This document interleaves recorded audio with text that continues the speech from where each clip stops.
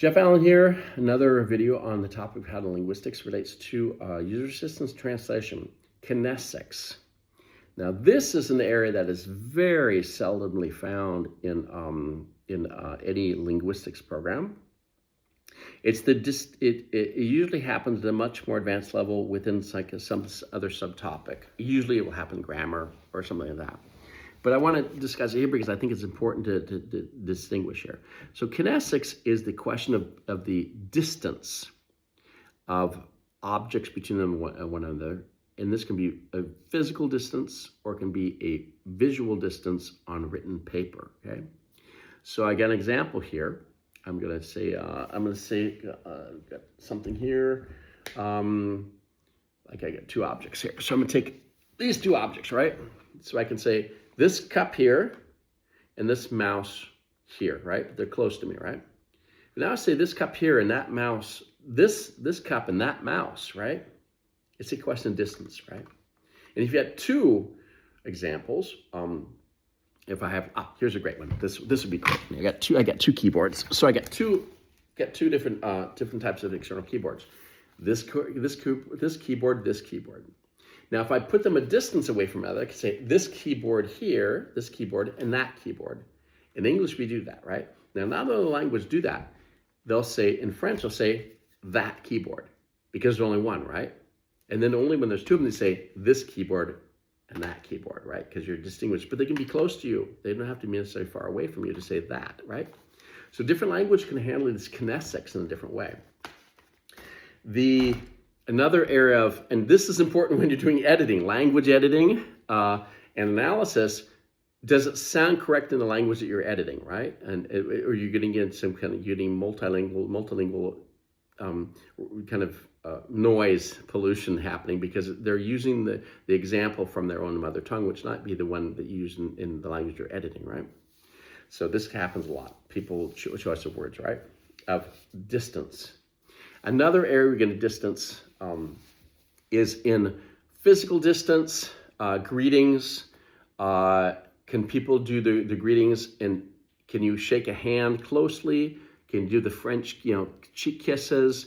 You have to have a distance, a proximity that is acceptable in that language. So this happens a lot in that form. This kind of can mix with pragmatics that we talked about in another video, but then the whole discourse aspect, right? The discourse analysis. But here we can have the pragmatic saying the distance is going to impact how you're going to do and interact. So all this interaction between people. And another area we're going to run into this a lot in written text is the concept of distance within a paragraph.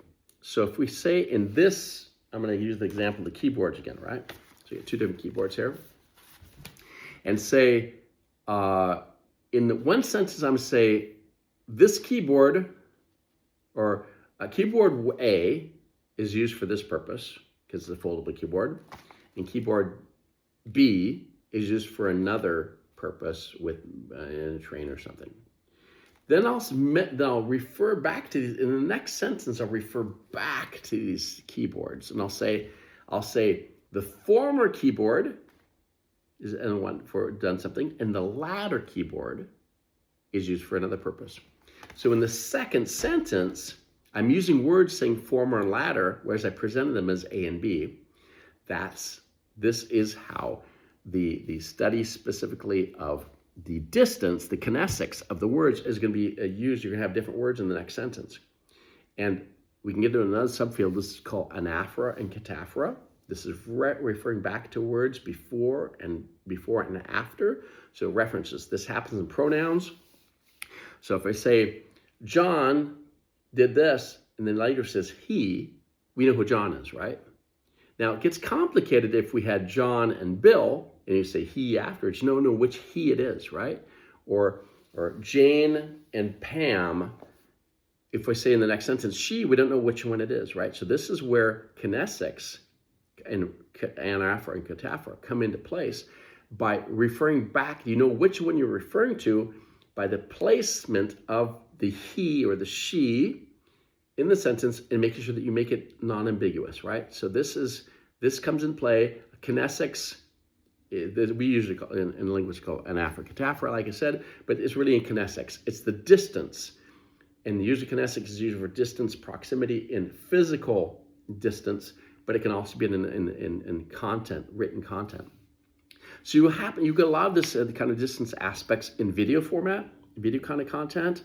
You get in written content, I've already mentioned, in sentence forms and sentence paragraph levels, and the sentences, and using the reference points back and going backward and going forward. You could say this one and that one, right? So a lot of these things are happening as well.